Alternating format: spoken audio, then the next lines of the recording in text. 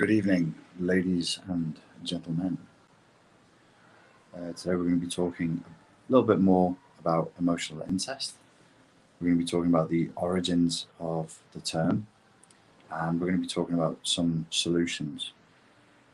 So to recap, emotional incest. When a parent looks to their child for emotional support or treats them more like a partner than as a child, it is considered emotional or covert incest. Jungian analyst and author Marion Woodman describes covert incest as unboundaried bonding. We did cover this in the last video. We're saying that the core issue is about boundaries and the way in which we bond with others in an unboundaried way. This unboundaried bonding is in which the parent or parents use the child as a mirror to support their own needs, the needs of the parent, instead of prioritizing the needs of the child. Highly narcissistic.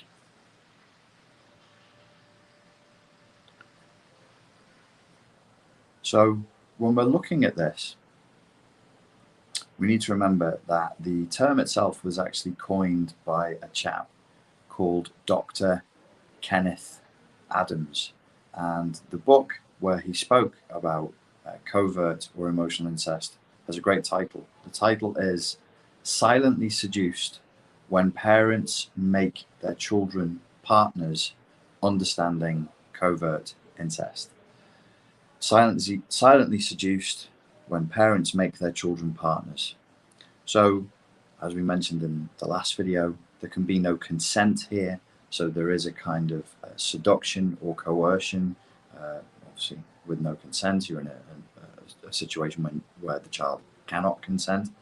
And the parents actually turn their children into partners, but not to fulfill their sexual needs, to fulfill emotional, psychological, and support needs.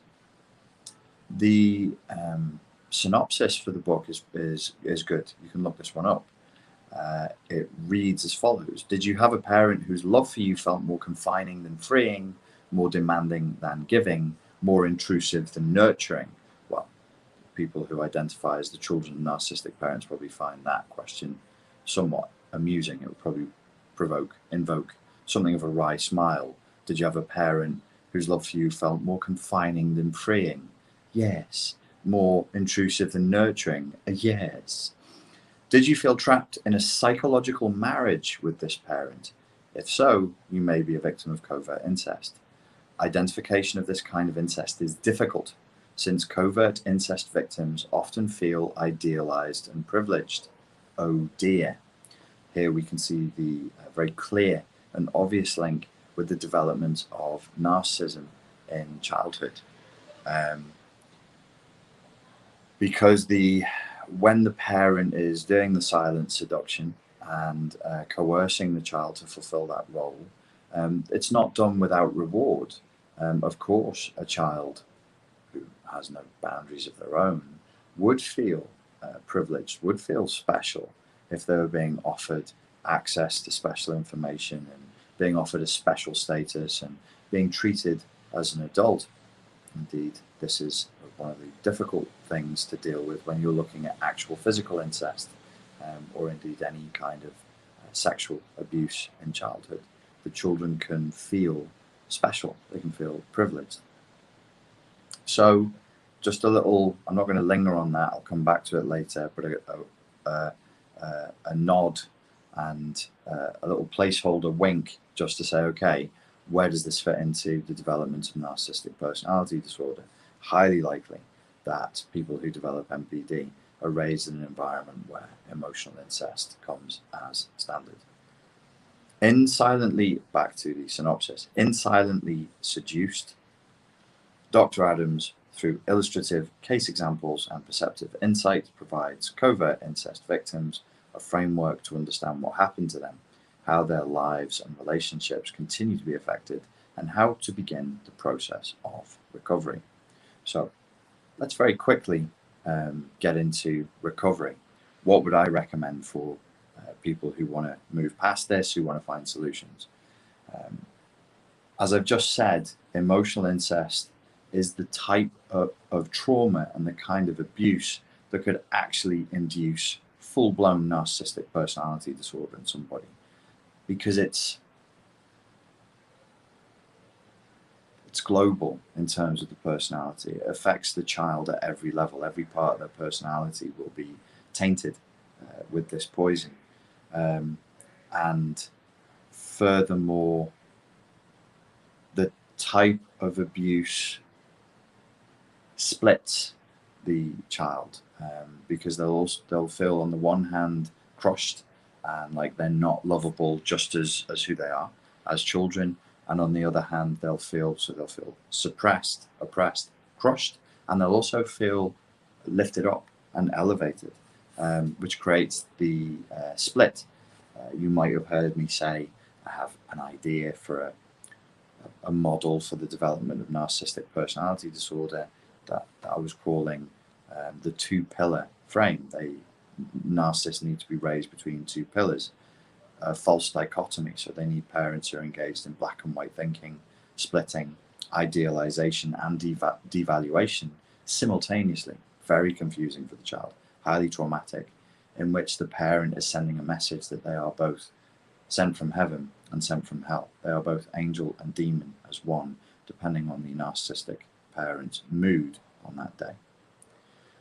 So, how to recover? If you would identify as somebody who's experienced emotional incest, there is a piece of advice that I offer all fawn responders, codependents, people pleasers, echoes, people who feel they're victims of narcissistic abuse or they're continually getting into narcissistically abusive relationships, is as follows, and it is to accept other people's suffering. There is a problem that we have on our side of the spectrum as codependents. We are not the opposite of narcissists. As I've just said, we're raised in the same environment. We probably also experienced emotional incest and parentification and so on and so forth. What's the other term for it? Emotional enmeshment. So both the narcissist and the codependent, both the predator and the predator's favorite prey, probably in childhood experienced emotional incest, parentification, in which the child is coerced into parenting the parent instead of being the parent's child, and emotional enmeshment, which is exactly as the name suggests. There isn't a boundaried relationship. You are no longer you.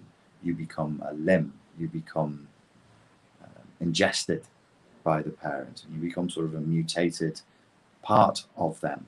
It's an extremely bewildering, frightening, rage-inducing experience to go through. And there are some effects of emotional incest that I'm going to get into after I've given you some of the solutions. But on our side of the spectrum, we have a real problem with other people suffering. We have a real issue with it. We have a real issue with just letting people suffer in front of us. And you might think, well, what kind of a psychopathic doctrine is this, Richard? I knew you were a psychopathic narcissist all along. Are you saying we should stand idly by and let people be tortured? No, surprisingly enough, I'm not saying that. What I am saying is that we have a kind of a phobic, neurotic response to letting other people just carry their own burden and to letting other people just carry their own responsibility as an adult in the way that we would. And we perceive other people carrying their adult responsibilities as they should, as suffering, as torture. And they're not being tortured. They're not suffering. They might want to tell you they're being tortured. They might want to tell you they're really suffering because they have to go to work, or they have to study, or they have to brush their teeth, or they have to wash their bottom holes on a regular basis. They'll tell you it's the worst thing in the world to try and trigger you into feeling like that's something you need to do something about. But it isn't. Now, if you don't want to do the intergenerational trauma fandango and continue the pattern, this means that when you have children, you also need to accept their legitimate suffering. It is hard to be a human. Part of growing up involves suffering. There's no way around that, and you have to accept it. So no, we don't let people be abused and tortured and so on in front of us. But also, you shouldn't carry somebody else's cross for them if it's their cross. And it takes a degree of self-discipline and restraint, especially if you were parentified, especially if you were the target of covert incest or emotional incest. It's very difficult to stand by and just let somebody carry their own weight. I'm sure, again, you can see the relationship, the correlation of the hand-in-glove format between the narcissist and the codependent. Obviously, narcissists love that you wouldn't be able to stand by and just let them get on with their labors, that you would try and do it for them, that you would bend over backwards to please them and to help them, and so on and so forth. So one way out of this is to learn to develop the discipline of accepting other people's suffering. A very practical piece of advice I have for you is to go to my Fortress Mental Health Protection System YouTube channel. I've put it up on the screen because somebody last time said they couldn't hear what I was saying because of my English accent. I'm speaking English properly to all you other blighters in the colonies that are not speaking it correctly. Fortress Mental Health Protection System, I said, and I slur my words sometimes. I do apologize for that. Fortress Mental Health Protection System, and learn how to reduce your emotional flashbacks and learn how to develop your emotional literacy. Learn how to develop boundaries and to form a better relationship with yourself, to manage your state, to set your intent, and to get through life. There's a whole course there. It will really help you. But none of the work that you try and do to heal the effects of emotional incest will stick if you haven't reduced your emotional flashbacks and if you haven't developed your emotional literacy, because you will not have the emotional intelligence to make real progress. And you might actually even have certain issues as a result of the trauma that may even be physical, that may even have affected your brain, that make a genuine therapeutic process nearly impossible. For example, we know that intense trauma delivered over time, particularly in childhood, but not necessarily in childhood, shrinks the volume of the hippocampus, which is thought to be responsible for emotion and memory and the attribution of emotion to memory. Emotion is intrinsic to memory. Memory is intrinsic to you developing a sense of who you are and a decent map of reality. So just one small example where don't think you don't need to do the prep work. You must. And if you've tried going on self-help courses ranging, from like Anthony Robbins, jump up and punch the air, shouting and yelling, or crystals or affirmations, or whatever you've tried that you think would help and nothing's stuck, you're probably not really dealing with your emotions first. You must be at a certain level of reduced emotional flashbacks and increased emotional literacy. The next step that I would recommend, and these, I'm going to give you 3 more steps. This is a start. This is not a solution.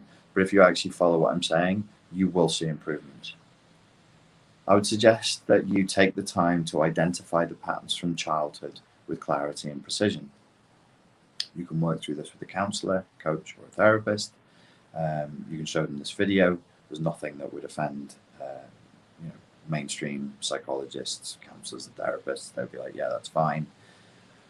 This isn't weird. There's no weird video. I'm not proposing anything odd here, especially with the emotional flashbacks and emotional literacy. They'll just say, yes, that's fine. We do need to identify incidents from childhood that would allow you, or perhaps you with the help of a professional, to identify patterns of behavior. When you were asked to fulfill the role of therapist for your mother, when you were asked to fulfill the role of confessor or barroom buddy for your father, what effect did that have on you? How did it make you feel? Where was it wrong? In what ways would you yourself as a parent never do that? These are the kinds of things that, fairly mainstream, middle of the road, vanilla counseling is great at. It's fantastic for it. Maybe they'll even suggest inner child work. They'll certainly suggest journaling. So you write it down and you say, what were the patterns? What did mum get me to do? What did dad get me to do? How did that affect me? How do I view that as an adult? How do I view that as a parent or a potential parent now? What do I think of people who do that with their kids? And it really just allows you to write down and identify with clarity and precision what happened and what you were put through. Because the patterns, the reason why we look at patterns is because they let us see how you were conditioned. Because patterns play out over time and they become training, they become conditioning. These lay down neural pathways, which then become your habits, which then become your comfort zone, and you will engage in repetition compulsion through the rest of your adult life, whether you like it or not. What do we mean by repetition compulsion? Very straightforward Freudian concept. It just means you will feel compelled to do the same things you were doing in childhood again and again and again in a sort of a blind, unconscious, malignant hope that you'll crack the code and everything will be okay. You won't. It's never worked, never will, never could, never can. You must break the pattern before you get into relationships, or if you're in a relationship and you don't want it to go the wrong way, you really need to look at these patterns and resolve them. The next thing I would recommend is that you identify now, not in your past, but now as an adult, where, when, and with whom do you get triggered into this flashback of self-abandonment and self-negation. Emotional incest forces the child to self-abandon and to self-negate. If you're in an emotionally incestuous or a covertly incestuous relationship with a parent, you as a duo, you two as a dyad, were constructing a mode of communication in which you had no needs and you had no self, really. You were just fulfilling a function. You were being used as an emotional an emotional dildo at that point. There's been criticisms of Kenneth Adams' work because people have said, you know, by saying that this is emotional incest, you're diminishing the impact of real physical incest. And one of the counter arguments to that is, but even with emotional incest, it's still sexually charged, even if it didn't become physical. And also it's usually applied to the opposite gender. If a mother is treating her son the way she should only treat a lover, if a father is treating his daughter the way he should only ever treat his wife or a lover, even if he doesn't lay a finger on the child, it's still relating to your own flesh and blood through a sexual paradigm. So it's still charged with libidinous, completely inappropriate libidinous energy. There was a joking comment on the last video where I'd said inappropriate sexual relations between family members, and a joking comment said, as opposed to appropriate sexual relations between family members.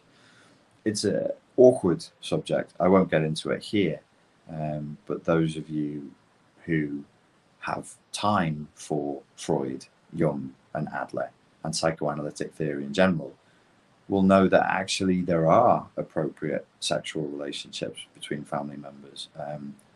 It's just uncomfortable to talk about because since time immemorial, it's been a taboo, because most likely for genetic reasons, if close family members have sexual contact and they reproduce, it creates physical problems. This is not prejudice. This is a question of medical science. It's not good for people.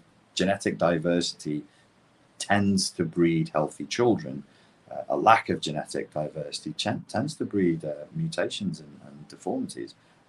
People, I don't know, might not like that idea. You can even be called racist for suggesting it, but that's the data, kids. You know, you're not supposed to reproduce with people who are genetically close to you. It's really not good for the kids. And it's not vague or a question of opinion. Like, the data is in on that one, has been for a long time. So it's a taboo. So we don't like thinking about it. We don't like talking about it. There are biblical injunctions against it, and there are biblical stories of people doing it as well, confusingly. But it's not a good thing. But there are actually appropriate sexual relations between family members, non-physical, obviously. But we know that, again, if you're into psychoanalytic theory, if you have the time for Freud, Adler, and Jung, that the child's first, not sexual, but libidinous relationship is usually with their opposite sexed parent. That's the first man in your life. That's the first woman in your life. And it's a pretty reasonable theory that in order for you as a tiny child with no coordinates, you're going to start using that safe object, psychiatric language. That's a primary object. Your mum is your primary object. Your dad is a primary object. You're going to use that primary object because the relationship is safe, to develop a sense of you as male or female and the other as male or female and the dynamic between them. Just an interesting side note. So identify where, when, and who triggers the flashback of self-abandonment and self-negation. This was the type of thing I would have you write down, that a coach, counselor, or therapist would have you write down. So we've got real clarity on it. So we're not sort of, flim-flamming or doing some ninja tactics to avoid the uncomfortable truth. And the last piece of advice I would give you, because I think that it's wise to have a moderate expectation of what people can really learn from a YouTube video, but if you follow the advice I've given you here today, you will see results, is that you use a pattern interrupt for when you are triggered to stop this fawning, self-negating, people-pleasing response. People-pleasing, you like to please people. Well, probably you like to please person. So there was probably a first mover, a primary object, and you were about pleasing them. So when you're people-pleasing, you didn't start out as a people-pleaser. You learned to please mummy or daddy. They had godlike status. They were the primary representative for all people that you would ever meet. So because you wired to being a pleaser of mummy or a pleaser of daddy, you'll either be a pleaser of all men, a pleaser of all women, or you could end up being a pleaser of all people, any person at any time. This is not a good place for a person to be. So a pattern interrupt is anything that stops the pattern. A nice simple one inside of your head would be for you to say, stop it, don't do that. When you get that impulse to really overgive, to overshare, to overhelp, and to try and take somebody's pain away, what you perceive as pain and what maybe even what they're propagandizing to you as authentic pain, but it isn't. When that impulse comes up, you can just say, okay, stop. I'm not going to do that anymore because I've learned that that is not healthy. Final point, and then I will take questions. The effects of emotional incest. And this comes from a really good page called bpdfamily.com. And this was written by Skip Johnson. The opening is nice. He starts with Patricia Love, past president of the International Association for Marriage and Family Counseling. Patricia Love defines emotional incest as a style of parenting in which parents turn to their children, not to their partners, for emotional support. According to Love, Patricia Love, emotionally incestuous parents may appear loving and devoted, and they may spend a great deal of time with their children and lavish them with praise and material gifts. Ooh, spoiling. Potential roots for narcissism. But in the final analysis, their love is not a nurturing love. It's a means to satisfy their own needs. Okay, so emotional incest happens when the natural boundary between parental caregiver, nurturer, and protector is crossed, and the child becomes the de facto caregiver, nurturer, and protector of the parent. This typically occurs when a marriage unravels or when there is a broken family dynamic, substance abuse, infidelity, alcoholism, mental illness, and the dependency upon a child increases. This is from bpdfamily.com. If you just look up bpdfamily.com and emotional incest, you will find this really good article. I'll just check that you can still hear me. Yes, looks like you can. Okay.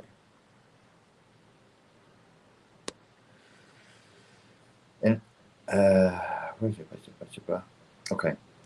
Again, according to Dr. Love, being a parent's primary source of support is a heavy burden for young children as they are forced to suppress their own needs to satisfy the needs of the adults. Because of this role reversal, they are rarely given adequate protection, guidance, or discipline, and they are exposed to experiences well beyond their years. Interesting point. Emotional incest from either parent is devastating to the child's ability to be able to set boundaries and take care of getting their own needs met when they become an adult. This type of abuse, when inflicted by the opposite sex parent, can have a devastating effect on the adult child's relationship with their own sexuality and gender, and their ability to have successful, Freudian, sexful, intimate relationships. Well, we'd all like some of them, wouldn't we, Dr. Freud? Successful, or don't start with sucking. Successful, sexful, suckful, intimate relationships as an adult. I've ruined it now. It was a sensible video, and now it's gone silly. In adolescence and out, here's some effects for you. Interesting, because we mentioned narcissism before. Now we can talk CPTSD and BPD here a moment. So here are some of the effects on an adult who was raised in an emotionally incestuous relationship as a child. Guilt about practicing self-care. Ooh, there's one for all the codependents and people pleasers. An unrealistic sense of obligation to that parent, an unrealistic sense of obligation to other people, I would say, particularly to partners. Again, because partner, parent, linguistic ambiguity. Your map, as I said earlier, for doing a relationship with a man or a relationship with a woman will probably have come from childhood. So guilt about practicing self-care. Number 2, difficulties related to sexual identity or gender can come about through emotional incest. Interesting, controversial topic. Should we be looking to the relationships with parents in these cases? Number 3, feelings of inadequacy. Number 4, love-hate relationship with the offending parent. Number 5, difficulty in maintaining relationships due to the abused individual's idealization and devaluation of others, and an inappropriate expectation placed on partners.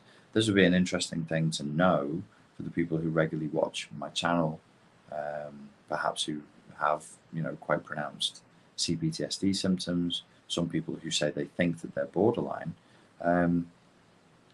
We often throw, in the narcissism communities, we throw the stones outward. We say, they did it to me. They're the bad one. They're the sinner. Well, how much do the victims of narcissistic abuse engage in idealization and devaluation of others, and an inappropriate expectations placed on other people as well? I think that not a day goes by that I do this job that I don't see people idealizing and then devaluing me. And they'll tell me openly and aggressively what a terrible piece of shit they think I am, that they always knew I was secretly. Also, inappropriate expectations. You see that all the time online. People's expectations of others, even sometimes in the chat or in the comment section, they're completely unreasonable and totally inappropriate. This, I think, is due to the times we live in are boundary corroded generally. So everything is somewhat emotionally incestuous, or that's wrong in this context, you would say enmeshed. Everybody's a little bit enmeshed and nobody really knows what their role is and what they can ask for and what they should ask for. You throw entitlement into that horrifying cocktail and things get messy real quick. Another thing that people who were the victims of emotional incest in childhood struggle with in adulthood is compulsivity. So we can see here a straight up, another of these is a straight up BPD trait. If it was measured and detected, being attacked by mosquitoes, you would think was BPD. Difficulty in maintaining relationships due to idealization and devaluation, BPD. Love-hate relationship with offending parent, well, that's splitting. It's also dichotomous thinking. It's also somewhat catastrophic thinking, BPD. struggling with feelings generally, BPD. Difficulties related to sexual identity and gender can be an indicator for BPD. Compulsivity that can include sex, substance abuse, alcohol, work, or food, 100% is a BPD trait. Patterns of excessive triangulation, indirect communication in work, family, or romantic relationships. Interestingly, I've never seen that identified as an indicator for BPD or covert narcissism, but actually I would say that I would want to explore that as a potential trait, particularly for borderline personality disorder. Patterns of excessive triangulation, excessive communication in work, family, or romantic relationships. Never really asking for what you want directly, always trying to get what you want through the side door or the back door through manipulation. I think that's interesting and worth pursuing. And the last one, issues related to sex addiction, avoidance, sex addiction, sex avoidance, or love addiction or love avoidance, which would include counterdependency, sex addiction, love addiction, avoidance. So there's that swing again between one extreme and the other, total dependency and then counterdependency. I think we can also see BPD elements here. So for narcissistic personality disorder to form, I would claim an emotionally incestuous relationship with one or both parents would probably be necessary, but same is true for borderline personality disorder. That issues related to sex addiction, avoidance, love addiction, avoidance. These are things, the correlation of the symptoms created by the same cause are so close. I'm just talking now, it's idle conjecture between me and you, are so close that it's tempting to say, yeah, maybe there is some merit to saying that BPD really is a failed narcissist. It's a child who's tried to adopt narcissism as the defense strategy for the horrendous, abusive environment they're raised in, the emotionally incestuous relationship, that emotional incest-laden environment they were raised in, failed at creating a false godlike image, failed, and then ended up with borderline personality disorder. Idle conjecture on my part. So there you go. That's why I had to wait, because I'd actually prepped for stuff. My eyes are good and bad on different days, I'm finding. And today, I'm not having a very strong day. I don't want to peer into the camera. So if anybody has any questions, let's keep it emotional incest related, please. If you can make them one sentence long and end in a question mark. I really am a lover of question marks.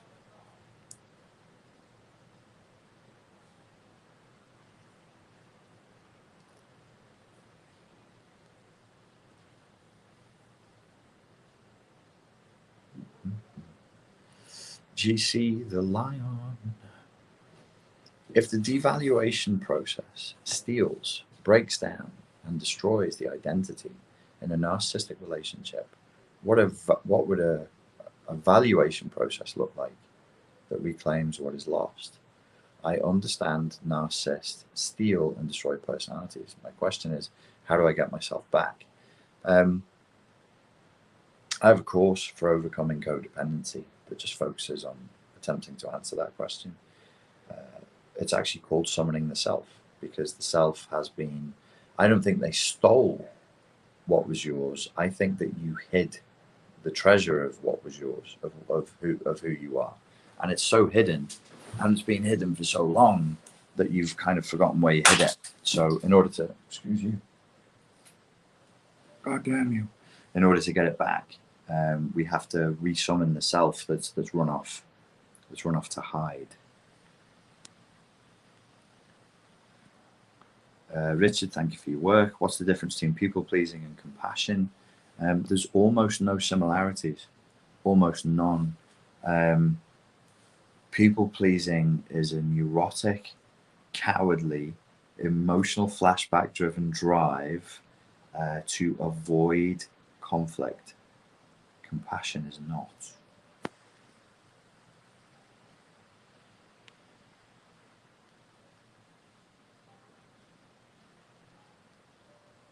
Asperger's adulthood. Do most people need someone else to point out a pattern of repetition compulsion, or do most figure it out themselves? Oh no, most people just do it and call it life, and they never figure it out. There's that quote attributed to Jung all the time online.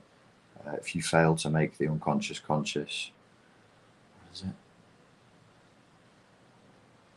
You'll live your life and you'll call it fate. Jung never said it. It's one of those fake quotes. It's always easy to spot a fake quote. It's laden with modern parlance. You know, people say, oh yeah, this fella in the 16th century says, you watch my back and I'll watch yours, homie. And you go, you know what? I don't think they spoke like that in the 16th century in Germany. You know, well, it wasn't Germany then, but you know, don't think they did, you know. And then you look it up and you can't find the source for it. But what Jung did, he did talk like that. He did say if you fail to make the unconscious conscious, it will guide your fate. There's actually a pretty good talk that he did on the tarot and the significance of the tarot card, the star, and the unconscious and fate, where he does say something like that. It's just not as pithy as these and as short as these, these memes make it out to be. So yeah, most people don't. Most people just call it life and they never figure out that they're doing repetition compulsion. What does emotional incest look like? Can you give some examples? Yeah, I did. I did in the last video and I did in this one. I said if the mother is using a son the way she would use a lover or a psychotherapist or a confessor, that would be emotional incest, and it would be about her needs, not the son's needs. If the father was using his daughter as like a barroom buddy and he was gobbing off about his frustrations with work, or worse, his frustrations with his wife, or worse again, his frustrations with other women that he was banging behind his wife's back. And I've had clients, multiple clients, who told me their fathers, women who told me their fathers spoke to them like that when they were kids. And you know what? They grow up with a few trust issues with men, you know.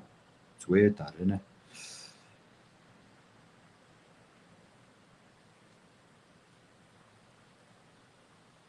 Can emotional incest be inherited? It's all inherited. It's all intergenerational trauma, repetition compulsion. If that's how your mum spoke to you, unless you stop the pattern, how would you know that that wasn't the way to speak to a child? You might just grow up thinking that's what mums do with daughters. Some mothers think that's being close. They'll say, I've got a lovely relationship with my daughter. We're really close. We tell each other everything. And you look at them and you go, you're treating your daughter like she's your girlfriend, but she's not your girlfriend. She's your fucking daughter, and you're not her girlfriend. You're a fucking mum. You know, do your job. Can you find and address MM's question? If you guys want me to answer somebody else's question, just spam me. Just copy and paste it and go, this is the question, this is the question, this is the question, and then pray. Maybe I'll see it.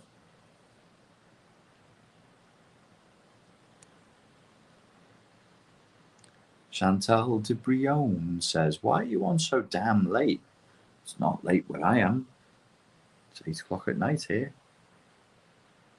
Is emotional incest generational? Yes, it's a repetition compulsion passed down intergenerationally. The shadow cat. Question. My mum complaining about my father to me as a teen. Ooh, hello. Would be emotional incest, even when I do nothing to avoid her complaint sessions. To me, it would be. It's at least parentification. It's at least emotional enmeshment. It's at least boundary breaking. And I would say that that would be emotional incest. One of the criticisms of the term emotional incest is that there's no clear definition for when a parent's usage of their child's time and attention goes from being emotional enmeshment, parentification, to incest. But I would say, if you were a client, I would say that's emotional incest for sure. even when I do nothing to avoid her complaint sessions. Well, you probably didn't because you like chatting to your mum. It's girls' gossip time. Like boys have their gossip time, girls' gossip time. And you probably felt special and privileged. So, yeah, why would you avoid it? If it made you feel good, you wouldn't avoid it. You know, not all abuse feels terrible at the time. Spoiling is abuse. Being spoiled can feel quite nice. It's still abuse, though.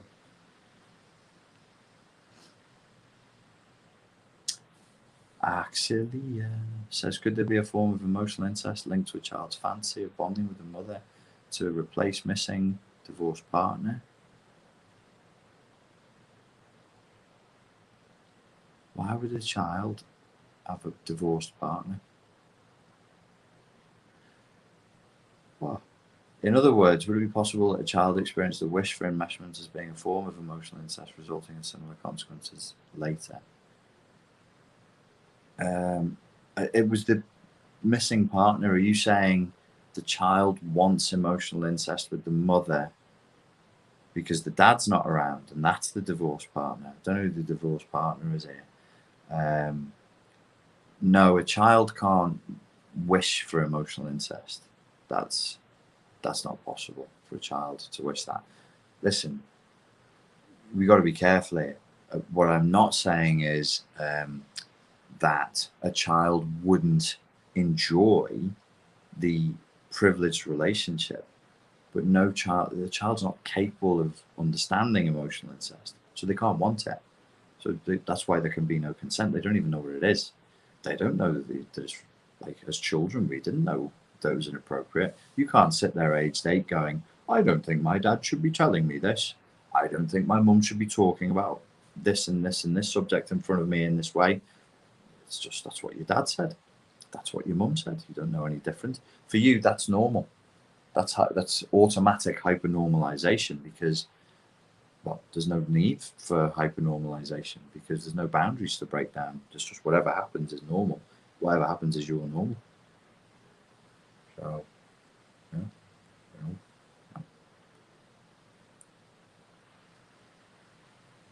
Crystal Dragon.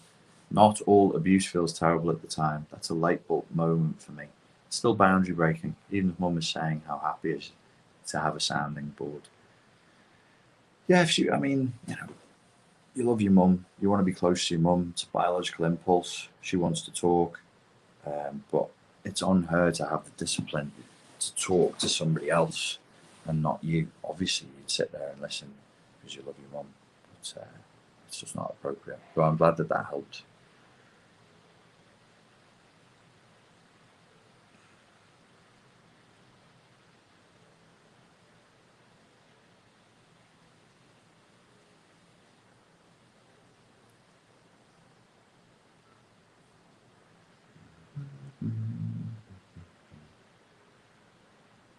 Any questions about emotional incest, guys?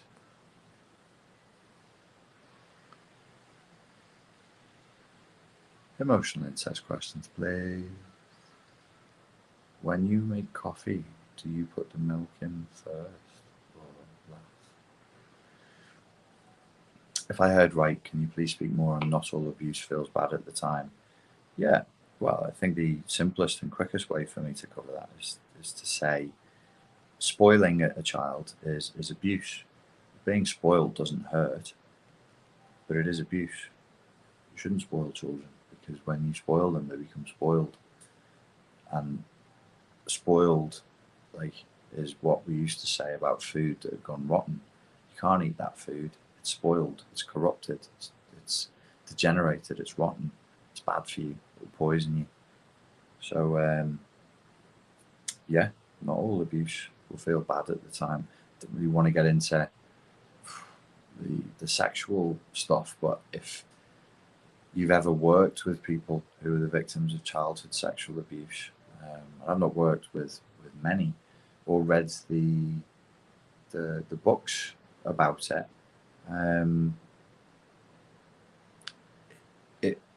Boundaries get very, very, very blurred very, very quickly, and things get very, very, very confused very, very quickly. So yeah, not all abuse feels bad at the time, is a statement worth meditating on for sure. Okay, emotional incest questions, guys. Okay, here's one. Lynn Bop asks, is it common for emotionally incestuous parents to be overly involved in their adult children's lives to the point of blurring the lines between themselves? It's 100% possible. Again, you know, some people wouldn't say that's emotional incest. They'd say it's emotional enmeshment. And I wouldn't battle them over it. I just say we need to call it out as wrong. If a parent is overly involved in their children's lives, who's it help and who's it for? The parent might be thinking, oh, this is for them.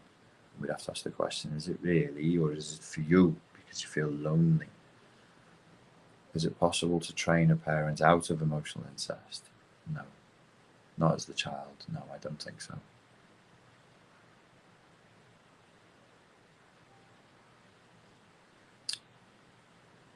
Okay.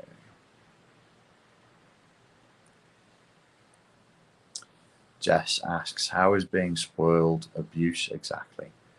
Well, as I just said, the term spoiling, if we called it rotting a child, because spoiling meant to rot something, when it was first used, people had the understanding of it instantly, but we use rotten. If a food is off, we say rotten more than spoiled.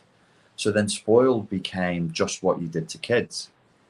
And then, of course, with the prevalence of materialism, the death of the church, and the ubiquitousness of consumer capitalism, the idea of spoiling kids became, spoiling as we understand it today, became cute.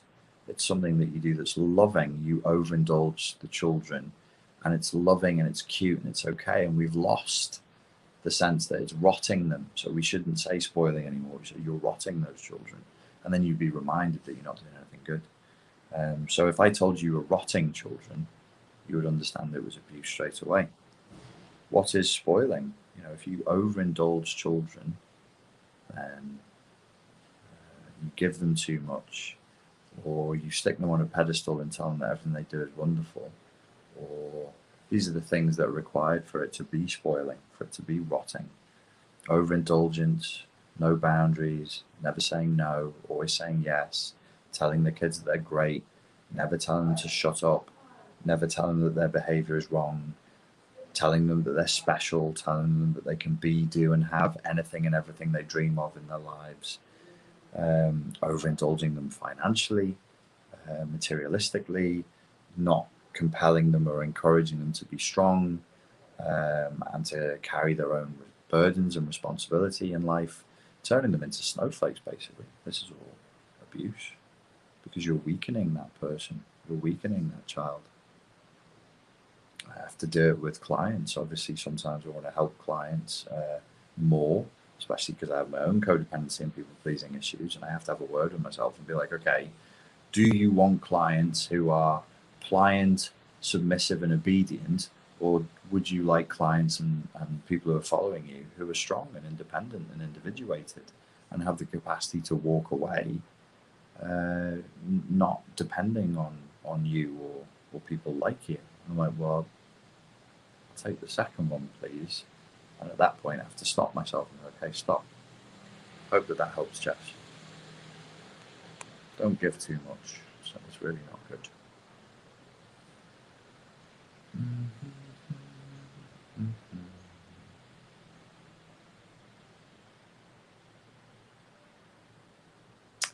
Is the scope of emotional incest not basically placing a magnifying glass on the sexual emotional dimension of codependency and a lack of individuation?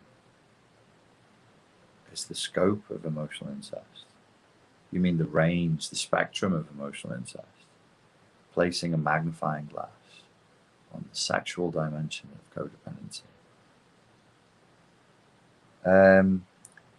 No, not really. It's placing a magnifying glass on the parent-child element of codependency narcissistic personality disorder and borderline personality disorder, all of which would reflect an incapacity for individuation. The codependent, the borderline, and the narcissist have all utterly failed to individuate, have all utterly failed, utterly, catastrophically, tragically failed to do what it takes to individuate. What does it take to individuate? You're using a Jungian term, individuation. Well, it requires nothing less than making the unconscious conscious. Borderlines, codependents, narcissists have all utterly failed to make the unconscious conscious. That's why they are those things. So, yeah, interesting question. That's how I would answer it.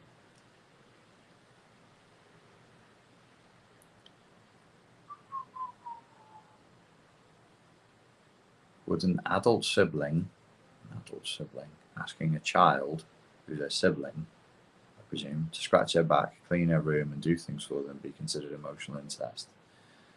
To the extent that that's not, it's inappropriate and it's boundary breaking. This one, I call that emotion. I don't think I would call that emotional incest. I think it's probably best to use emotional incest where you have that power dynamic that's parent-child, that's top-down. But yes, certainly there's things an older brother and older sister just shouldn't ask a younger sibling to do. Whether I'd call it emotional incest, I don't think so, because who's supposed to do that for them? So emotional incest is saying, hey, basically, hey, your wife's supposed to do that. Hey, your husband's supposed to do that. Don't use your kid for that. Well, who's supposed to do this for the sibling? Who's supposed to scratch their back, clean their room, and do things for them? They're supposed to do it for themselves. So in that case, I'd say no, this isn't emotional incest.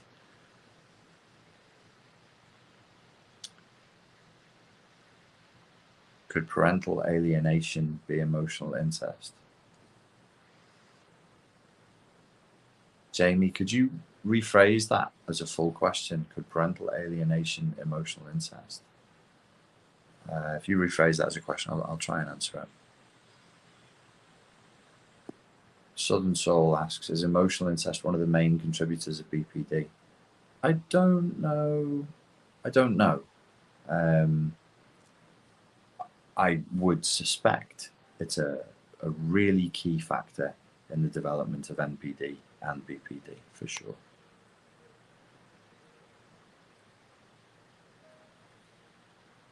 Okay.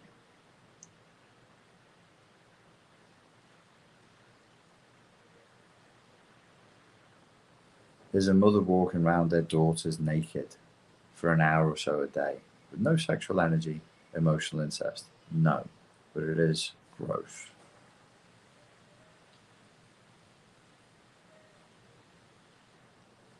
Cassie asks, can an emotional incest combined with other abuse cause a child's ego to split? Hear voices at night, somewhat like a schizophrenic? Yeah, for sure. For sure it could.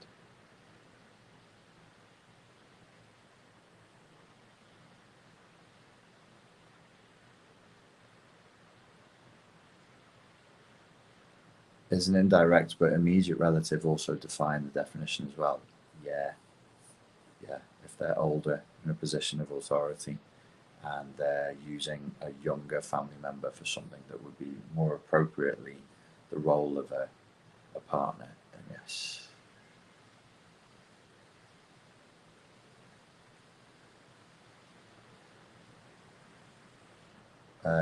Why would emotional incest affect a child's gender identity? I think anything where we say, okay, the child's identity itself is being damaged and the child's emotional and psychological boundaries are being knocked down. Anything where your identity and boundaries are being damaged are going to affect all elements of your identity. As defined on the bpdfamily.com page, sexual and gender identity are really critical parts of our identity. They're really critical parts of who we are. But all of your identity will be affected. Oh, I trained really hard today. Nobody asked, Nobody asked. I'm just telling you. Trained really hard today. My ACL is slowly, well, the ACL's recovered. Do you mind?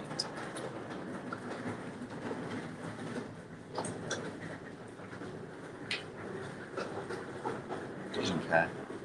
I'm doing a very important YouTube video. Doesn't care. And my little shriveled left leg is slowly getting better. But you know, if I don't train every day, it tries to lock, it tries to stop bending.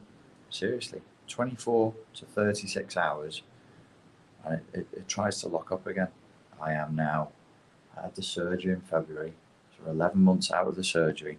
But then after the surgery, because some bad things happened inside of my knee that we didn't know about before they opened me up, I was in a hard, locked case for 10 weeks, and then I was allowed to have range of motion in the, what do you call it? It's not called a case.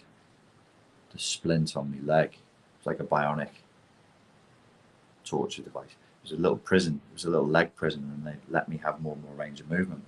Because there was no weight bearing for such a long time, for 12 weeks, my leg just shriveled, you know. Got a little shriveledy leg here. I'm not going to show you. It's embarrassing. Shriveledy leg. Like a little chicken leg. Does nobody care? Somebody send some love to my leg. Make sure you walk with your feet straight and directly underneath the kneecaps. Yeah, that actually really helps. Yeah, really helps when I do that. It's not comfortable, but it helps. I was only joking, guys. You don't need, listen, you bunch of codependents. I was joking. You don't have to tell me that you care about my leg. It was a joke. This was a joke. Okay. Finn says, from my experience, emotional incest is something that nobody wants to hear about. Is this one of the most taboo subjects you've encountered? It's not taboo for me. But my job is having uncomfortable conversations with people about uncomfortable subjects and training them to do that. So I have to remember sometimes that this is not a normal way to speak. So yeah, it could very well be something that's very unpleasant for people to talk about. Cassandra says, I hope your leg heals soon. Thanks, Cassandra. You seem to be the only one who cares. I'm joking, guys. It's a joke. Don't let me wind you up. Okay. Smile Belina says, sometimes people want to get closer, break the boundaries faster, so they ask you to call them brother or father. A man in South Korea was calling me Romanian daughter so he could break boundaries. It's different in different cultures. Never been South Korea, but I know in Cantonese culture it is considered polite, both polite and affectionate, to address an older person as uncle or auntie. And then when I worked the door in London and I was working with more lads from Africa, they would, if they were younger lads, they would call me uncle. And I'd be like, you cheeky, I'm 40. What are you doing? And then I realised, because they would speak to the head doorman, who was like 55, he was from Nigeria, and these lads were from the Congo. They were from the Congo, and they would call me uncle. And I was a bit like, hey, cheeky, I'm only young. And it was just, it's the same as like in Chinese culture. It's just a gesture of respect. Sometimes what I've seen is like in different countries and different places as a pressure test to break down your boundaries. If people are maybe feeling you up to rob you or to scam you, they'll call you brother. They'll call you by some close, affectionate name. The moral of this story is I don't like being called uncle. It makes me feel old. I don't know where. Kaufu, we would say. They would say in Cantonese for uncle. And that would be considered polite. So it depends on the culture you're in, I think. Creaky Gate asks, do you think the definition and adverse developmental impact of emotional incest is not widely understood yet? What I read, and I've been using the term for years, And I just thought, yeah, dead straightforward. It's like emotional enmeshment. I'd never challenge it, or parentification. I'd never challenge the idea that people are parentified. I go, yeah, parentification, emotional enmeshment, yeah. Emotional incest, no problem. It's only actually 2 weeks ago that I found out that emotional incest is not universally accepted as a term. It's not a particularly controversial thing, but there are many psychiatrists who would just say, no, that's actually a detrimental term because you're confusing the subject. That's sort of the academic end of the spectrum of the answer to your question. The other end of the spectrum is, no, I don't think it is very well understood. I don't think it's well understood. I don't think it's well talked about. As another commenter said, I don't think people want to talk about it. It's a gross idea. Any form of incest is a you know, it makes us uncomfortable. We don't want to talk about that. It's not such a nice subject. And so yeah, it's not very widely understood. But I would say it's well understood in certain circles, but not widely understood. So everybody's talking narcissism. Narcissism is like mentioned in nearly any Netflix series you would pick at random, and has been for years. I'm choosing that as an example just to say it's out there. Emotional incest isn't. Discussions of boundaries isn't. Intergenerational trauma, not so much. But that, just because it's not widely discussed, it doesn't mean it's not well understood. There's people who are specialists, who really are like black belt 10th dan on this stuff. And I'll just sit there. I don't even read the books, to be quite honest with you. I'll read their blog posts, and I'll spend an hour on it, maybe, like I did for this video. Spent an hour just looking at stuff, just to make sure I was talking the right way about the thing. Yeah, it's not really very well understood. It's not easy to understand because,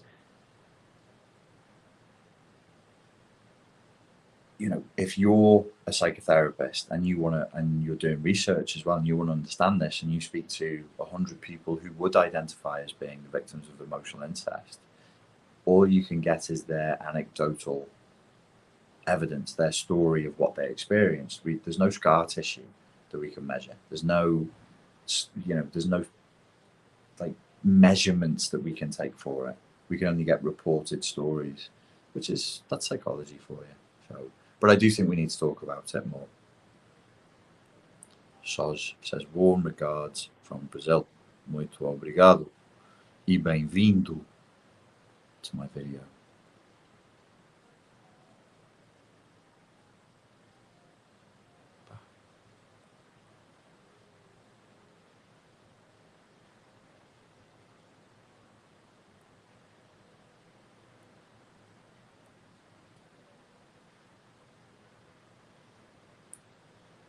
I should send you one or two print screens from a WhatsApp conversation I had with a priest who was telling me to call him brother. Yeah, sometimes they do it to break boundaries. You're absolutely right. They definitely do. Okay. Candice says, okay. Dan Williams, when are you headed to Miami? Hopefully Saturday or Sunday, mate. Not long now. And I'll be in Miami and then across to San Diego. Okay. Axelia asks, isn't emotional incest more frequent because generational boundaries tend to disappear nowadays, and it's also due to the need for being considered a cool modern parent? Yeah, no, modern parenting is a fucking mess. Like, you're a good parent now as a dad if you call your son mate and play football with him. And I'm like, okay. That's all well and good. And you're taking selfies and sticking them on Facebook and whatever with your son, and it's all well and good. What I would be asking is this thing, like we said before, abuse doesn't always feel bad. Not everything that feels good is good, would be the counterbalance to that, but it's the same point. So you feel good, you've got a good relationship with your son, you're playing football with him, you're calling him mate, you're taking selfies together, he's laughing and joking with you about the birds at school that he likes. Sorry, I'm from the northwest of England, and I'm thinking of a particular father-son duo. And we were from men are lads, and women are known as birds. And I was watching that, and I was going, "Oh, that's nice." And I was thinking, I think if I was in that man's shoes, the father's shoes, I'd be thinking, "Yeah, that feels good. I feel cool. I feel validated." But does that mean this is right? Does that mean I'm doing the right thing here? And is this for me, or is this for him? It's so easy to get parenting wrong. It's so easy to get it wrong. Just because it feels good doesn't make it right. I think those are the lyrics from a song. So I'm not Skunk and Nancy. Just because it feels good doesn't make it right. So, yeah, cool parenting. We just live in boundary broken times right now. I mean, laugh at the fact that like heads of state and heads of nations tweet politically inflammatory comments while taking a shit. And you think, all right, okay, should we have boundaries on that? Should we? Is that like something? Does the White House need a YouTube channel? Should Boris Johnson have a Twitter account and be, his ministers? And should there be Twitter wars? But I don't know about this stuff. I'm not sure that helps. I'm not sure who it's for. Because you say, well, we can be in contact with our constituents, and I'm like, aren't there other ways? Who's that for? Is it for you or is it for them? Do you just want to be cool? Do you just, as a nerdy minister, just want to have 25,000 followers because of your job? Is it really helping you to do your job? Is it really helping? Slight tangent, and then I'll end. I work online. I have done since 2003 when I started. I chose to have an online business. It's what I wanted. And I get asked all the time because I use social media to like, by up and coming entrepreneurs, obviously you've got to be on social media for your business to get seen and for your business to get known. And I always challenge them. I always say it's actually not true. It's not true. What's essential for your business to grow is that you're providing an amazing product, an amazing service that people already want, that there's a need in the market for, not that you want to sell them, but that people already want, and that the right people know about it at the right time, at the right price. That's it. Social media, I'm not blaming everything on social media. I'm not doing that. I'm not playing that game. We all know what the problems are with social media. But I do think it's obvious that part of the time we live in that's blurred the boundaries is an excessive use on social media. And we fall in love with it. Like, it's so amazing. The tech is so amazing. The internet is so amazing. It is, he says, chatting into his iPhone to people all over the world. The tech is amazing. Social media is amazing. Even sometimes the breaking of boundaries is amazing. But I think we fall in love with it. And you go, business people are saying to me, I have to be on Instagram, I have to be on Facebook, I have to have a website, I have to have this and that and the other thing. And I'm going, where'd you get all that from? Who told you? Who told you that you have to?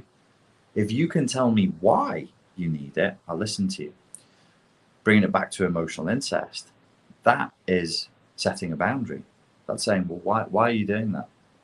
Oh, I have to talk to my kids about. No, you don't. Why? Who's it for? Is it for you or is it for your kids? The echo, the flip of that in business is people have an incestuous relationship, I think, or let's say an enmeshed relationship with their clients, with their customers.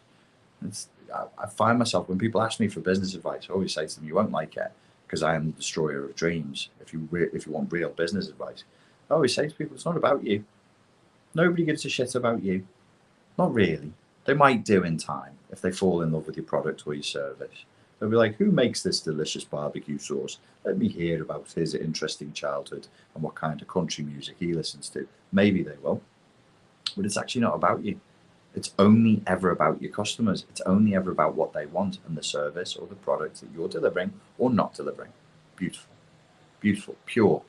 It's cruel, but it's pure. There's no nonsense with that. Similarly with kids. It's not about you. If you're parenting your children, It's not about you. It's not about you. It's about what they need. And it's about helping them to grow and providing a safe environment where growth can occur. Not about putting them on a pedestal, not about telling them they're wonderful and they're going to get everything they want in life. Don't do that, because they won't. And it's cruel to say that.